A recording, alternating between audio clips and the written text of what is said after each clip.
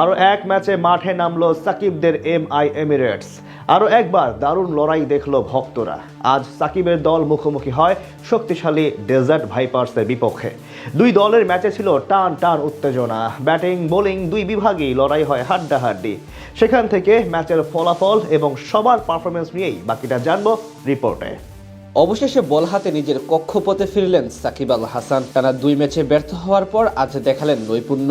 শক্তিশালী ডেজার্ট ভাইপার্সের বিপক্ষে অসাধারণ বোলিং করে জানান দিলেন নিজের সামর্থ্যের। আগের দুই ম্যাচে উইকেট শূন্য সাকিব রান দিয়েছিলেন দুহাত ভরে, ব্যাট হাতেও দিতে পারেননি আস্থার প্রতিদান। তবে আজ যেন এমআই এমিরেটসের বিপক্ষে ঠিক নিজের চেনা ছন্দে ফিরে আসলেন এই অলরাউন্ডার। আজ দুবাই আন্তর্জাতিক ক্রিকেট স্টেডিয়ামে টস জিতে আগে বল করার সিদ্ধান্ত নেয় তার দল এমআই এমিরেটস। বিপরীতে ব্যাট করতে নেমে দারুণ শুরু করেন ডেজার্ট ভাইপার্সের দুই ওপেনার ম্যাক্স হোল্ডার এবং ফখর জামান। বিশেষ করে এমআই এর বোলারদের বিপক্ষে আগ্রাসী মেজাজে ব্যাট চালাতে থাকেন ম্যাক্স হোল্ডার। 18 বলে 20 রান করে তিনি থামেন এম গাজনফারের শিকার বনে। এরপর কমে যায় ডেজার্টের রানের গতি।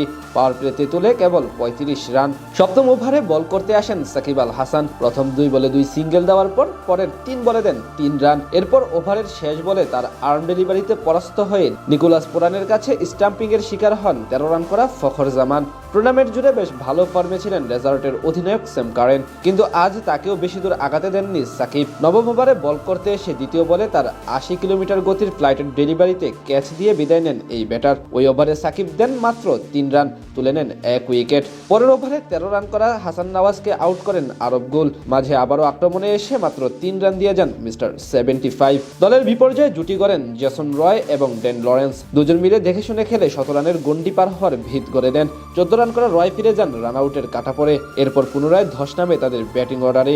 শেষ পর্যন্ত নির্ধারিত ওভার শেষে 7 উইকেট হারিয়ে 124 রানের পুঁজি পায় ডেজার্ট ভাইপার্স। বল হাতে 14 রান খরচ করে জোড়া উইকেট শিকার করেন সাকিব।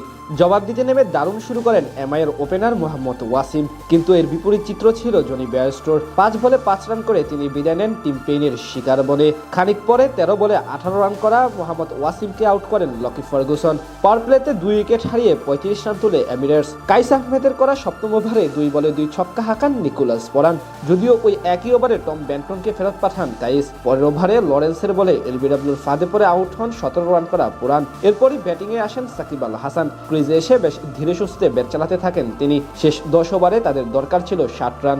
সেখান থেকে সাকিব আল হাসানের সাথে যোগ দেন অধিনায়ক কাইরন পোলার্ড। দুবাইয়ের স্লো উইকেটে সাকিব কিছুটা ধীরগতির হলেও সময়ের সাথে সাথে আগ্রাসী হয়ে ওঠেন পোলার্ড। 15তম ওভারে কাইস আহমেদের বলে টানা 2 ছক্কা এবং একটি 4 হাঁকিয়ে ম্যাচের সমীকরণ সহজ করে তোলেন এই পাওয়ার হিটার। 15 বলে 26 রানের ইনিংস উপহার দিয়ে তিনি বিদায় নিলেও বাকি কাজটা বেশ ভালোভাবে সামলে নেন এমআই লোয়ার অর্ডারের ব্যাটাররা, যেখানে সাকিবও রাখেন বড় অবদান। অর্থাৎ শেষ পর্যন্ত ডেজার্টের বিপক্ষে জয় নিয়ে মাঠ ছাড়ে এমআই এমিরেটস।